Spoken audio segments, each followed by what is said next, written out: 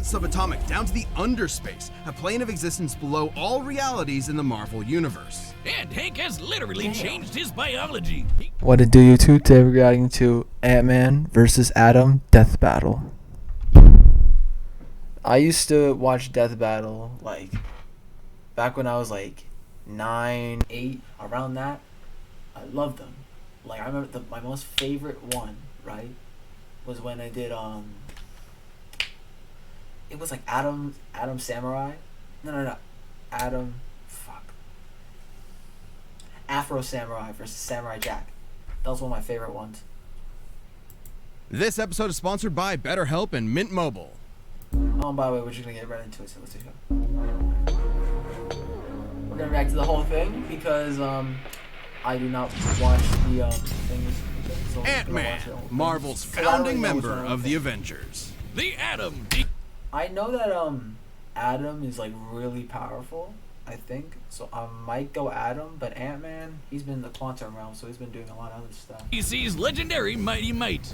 Good things come in small packages. The bigger they are, the harder they fall. We're just trying to get these out of the way.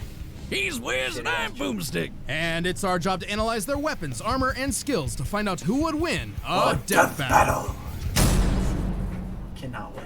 Did you know that ants can lift 50 times their own body weight? That'd be like if you lifted a car straight over your head. I did, thanks to my fun fact of the day calendar. Also, Hawaiian pizza was invented in Canada yesterday. Well, I bet your calendar didn't tell you that Dr. Henry Pym, aka Hank, was considered a genius at a very early age. By 3 years old, doctors declared that he was smarter than both his parents combined. He eventually majored in biochemistry and became one of the most successful scientists in his field. He had big ideas about shrinking the size of cargo to reduce shipping costs. Logistics. All of which made him a laughingstock in the scientific community and sparked a long-lasting insecurity and need to prove himself. But he did it! He developed a working serum. He went from laughingstock to Christmas stocking. The much better stuck, right behind Bean and Life. So, naturally, he tested the serum on himself, like any self-respecting scientist would, and shrank down to the size of an ant. And just when things started going south, a sweet little ant, let's call her Aunt Hathaway, swooped in and led Hank safely back to his lab where he could return to full size. Hank then harnessed the serum and became the superhero, Ant-Man. Along with his new identity came a fascination in entomology, which makes total sense. Ants are fascinating.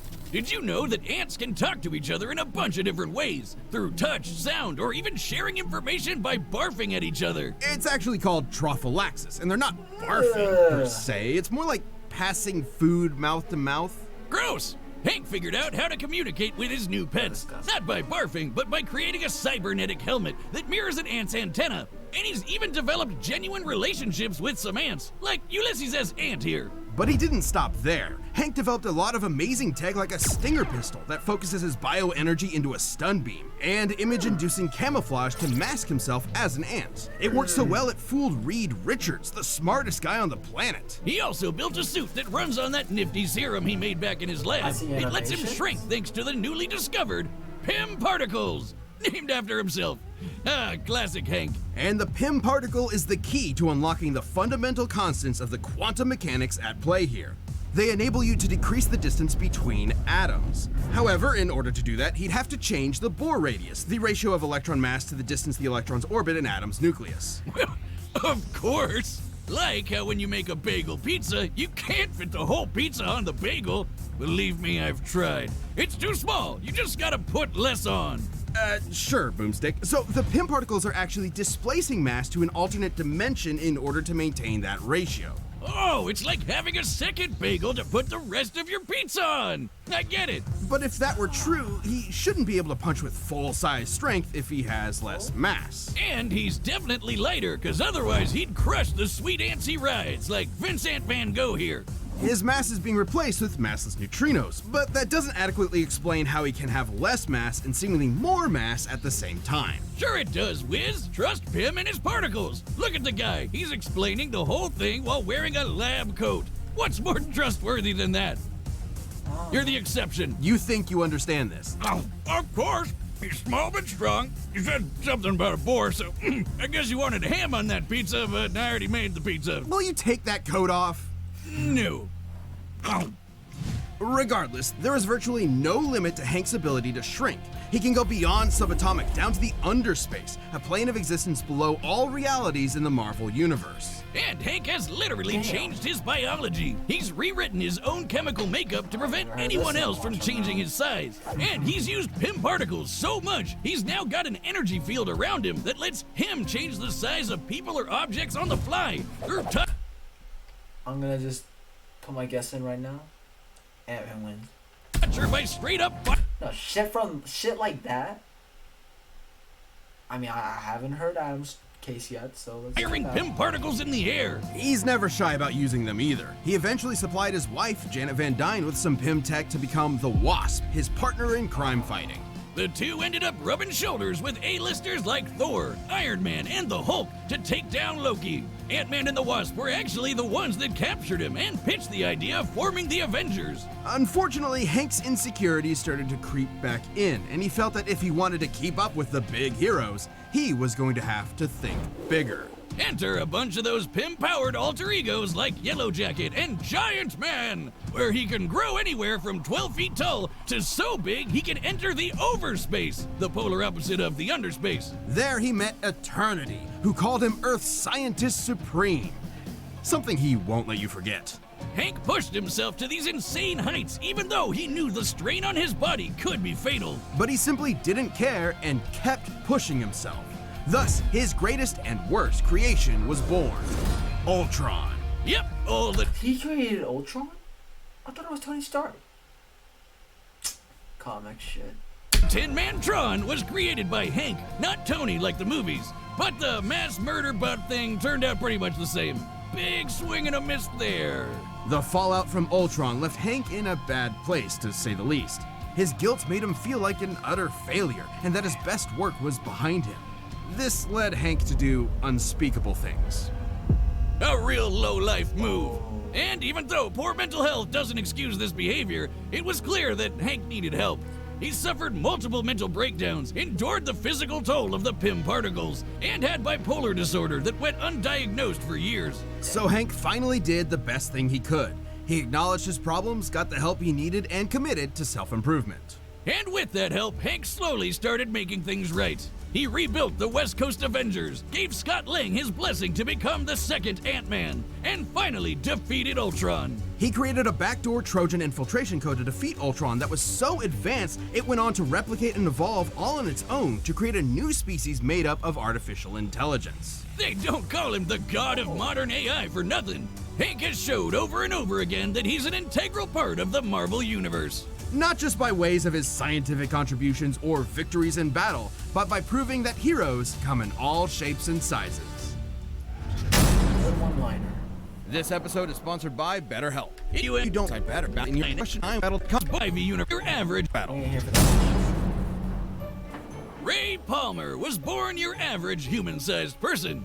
He grew up in the Northeast, studied physics at Ivy University, and did everything Mama and Papa Palmer told him to do.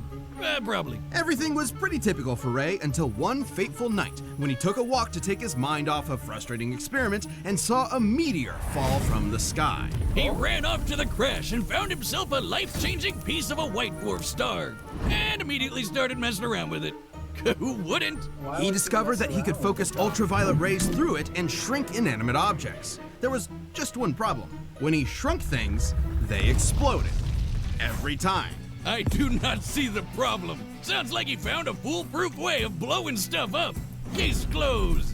Ray was determined to figure out how to shrink objects without blowing them up. But first, he went on a hike with his nature club. And as a fellow scientist, I have to question his priorities. But hey, it seems to work for him. I support it. Different hikes for different mics, am I right? While in a cave, the ceiling suddenly collapsed, trapping everyone inside. After searching high and low for another exit, Ray found a small opening and had an idea. He could try to shrink himself down and get help, even if it meant he might explode before he got the chance. But he didn't explode. I hope this story has a happy ending at least. Perplexed, Ray determined there must have been something special about him that made him uniquely immune to the explosive fate. something super scientifically convenient that we never get any more information on. Creepy looking ass. So he got to work and created himself a suit to harness the power of the white dwarf star and became the Atom! Atom uses the white dwarf fragment to decrease his size while having control over his density, which makes a lot of sense considering that white dwarfs have the mass of a star, like the sun, but their volume is more like the Earth's, making them among the densest objects in space. Just a teaspoon of the stuff could weigh up to 100 tons. That's one strong spoon! Damn. When Atom shrinks and shifts his weight, he's actually sending his extra mass to a dimension called the mass zone. Where, Atom could maybe live forever. At one point, Ray's apprentice, Ryan Choi, was murdered by Deathstroke, but willed some of his mass to the mass zone and was able to survive in that dimension. So these guys can potentially cheat death, but would be stuck there without any outside help. But from one scientist to another, what's most impressive is Ray's creation of the Bio Belt. That's what allows Atom to use the power of the white dwarf and shrink while maintaining any weight, from immaterial to his full 180 pounds. There's even been times where it's stated that he was able to become almost as dense as a white dwarf star itself for a few seconds. The belt is also how he can travel through phone lines or through the air, on currents or light beams. Over time, Ray has spread out the white dwarf power to other parts of his suit, and now the bio belt acts as a utility belt for his shrunken weapons and tech. It also prevents his size or mass from being altered by any outside forces. And while he can only increase his size back to his natural 6 feet in height, his ability to shrink is near limitless. He can travel between subatomic space to the microverse, the foundation of all reality in the DC universe, where atoms become the size of planets. Typically, he can increase back to his normal size with such force he can smash through diamonds. So if Atom increases his size too much while still within the microverse, he could blow up the entire fabric of reality from the inside out. Shrinking down to that size means that he can shrink small enough to rearrange atoms themselves. Yep, Ray can take individual molecules and rapidly expand them to cook up a small nuclear blast in the palm of his hand. Oh, Ray Palmer. I just got that. He also once disarmed a bomb by rearranging its atoms. At that size, he can move at the velocity of light. So fast and so randomly, he basically acted as a barrier between any and all possible atom combinations. But come on, there's no scientific explanation here for him to have superhuman senses or awareness to comprehend being everywhere at the same time.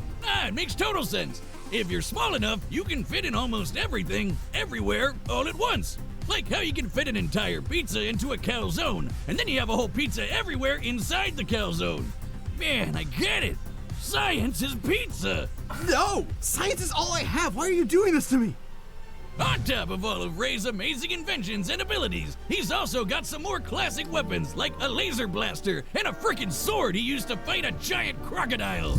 Relative to his size. That was when Ray was believed to be dead, but was actually just stuck at 6 inches tall and stranded in the Amazon rainforest, where he encountered an alien race known as the Catarthans. And get this, he ended up leading a rebellion against their tyrant king and became the ruler of all the Kardashians. And his heroism didn't stop there. The Atom was a very well-respected hero, and was even asked to join the Justice League of America shortly after it was formed. He fought alongside Batman and his best bud, Hawkman. And you don't fight with those guys without picking up a thing or two. Impressive combat skills aside, Atom's greatest contribution to the legendary team was always his incredible mind. He once created kryptonite inside of Superman by realizing that if he gathered up enough Kryptonian protons, they would eventually become radioactive. While stranded in limbo, Atom realized that if the Flash sped up the rate of a nuclear reaction's stellar evolution to exhaust its core, they could turn a fire demon into a black hole and use it as a wormhole to get back to Earth. He's a brilliant, hard-working, and determined scientist that never stops working on a problem until he's found a solution. I mean, if I figured out how to blow stuff up as well as he did, I would have stopped right there. I'm the hero that blows stuff up. Wouldn't even need to change my name. Ray Palmer lived the dream, going from research scientist to legendary superhero. He picked up the pieces presented to him and built something greater than the sum of its parts. Who knew this tiny titan with massive brains would have just as much brawn to back it up? This Bad up! are set. We've run the. Alright, before we choose, I'm going Atom. I'm going Atom. That's my final chance. All right, the combatants are set. We've run the data through all possibilities. It's time for a death battle!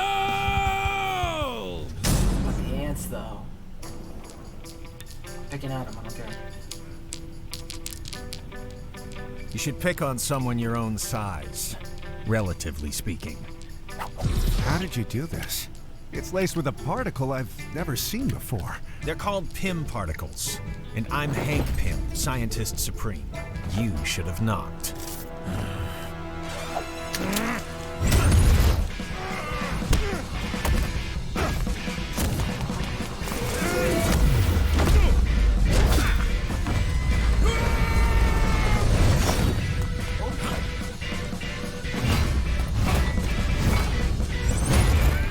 You're using pieces of a white dwarf star? That's cute. Everything we needed already existed. You just needed to be smart enough to put the pieces together. Scientist Supreme?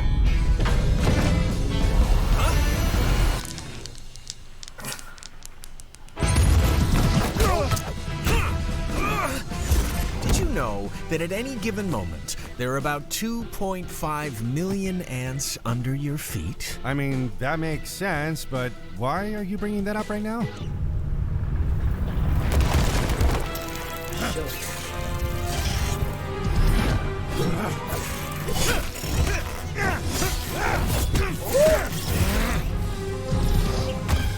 Took you long enough. Okay, let's try this.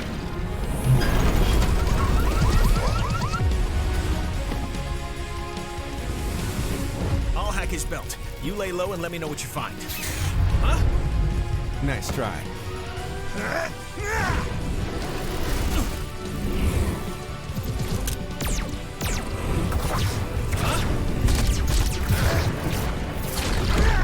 If I search every electron path in his gun and study their probability wave functions, I just might be able to!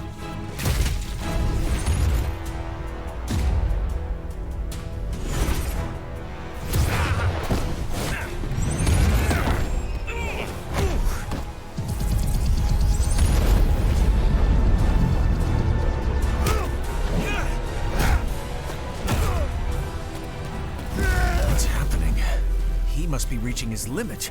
If we don't get out of here quick, he's gonna destroy all of reality. Now, my pets! You have your tricks and your tools, but I created something beyond the limits of human existence. I operate on a scale you can't even comprehend.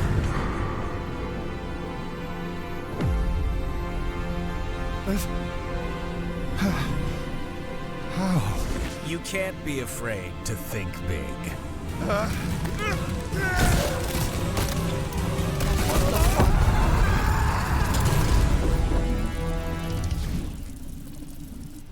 KO! Bro, of course I heard that bullshit with like all the other stuff they can like rearrange shit and turn into nuclear fucking bomb.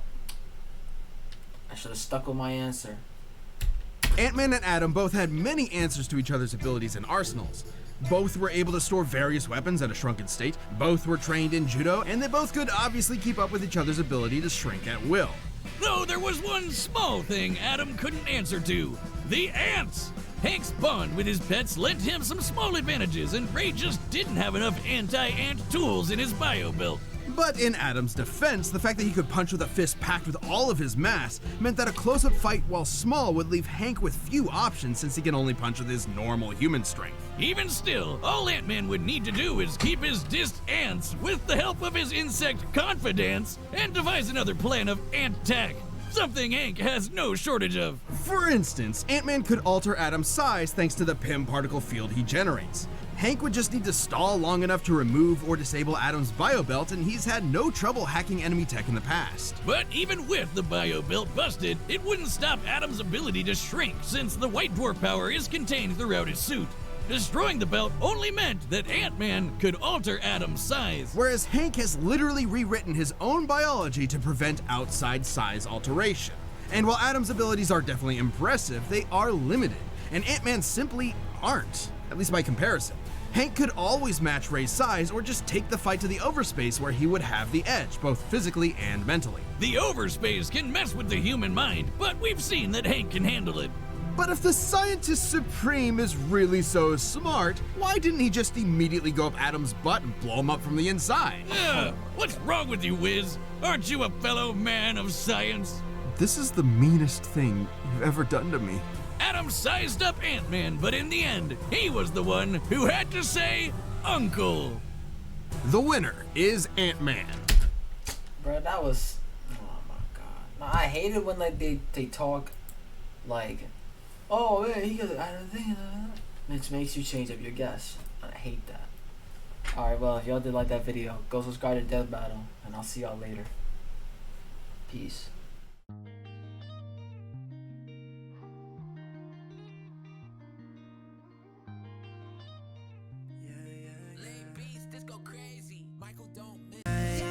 Who the fuck said that? Oh god, that hoe was way too hot. I've been thinking about it times in the past.